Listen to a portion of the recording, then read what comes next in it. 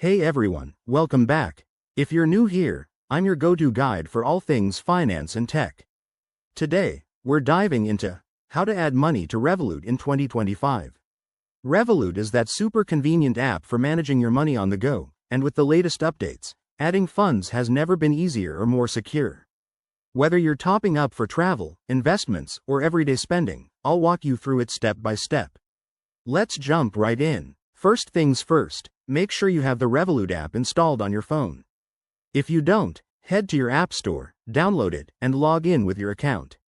Once you're in, open the app and look for the Accounts or Wallet tab at the bottom of the screen.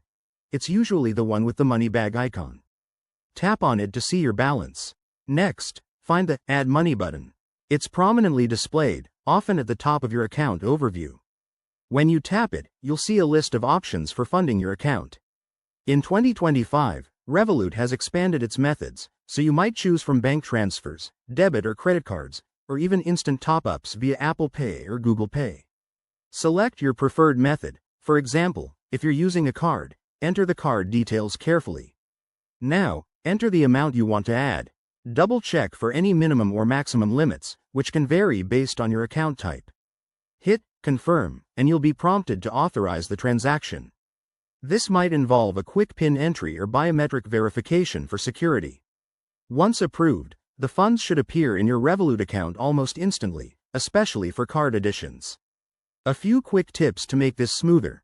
Always use a secure network when adding money to avoid any risks. If you're linking a bank account, ensure it's verified to prevent delays.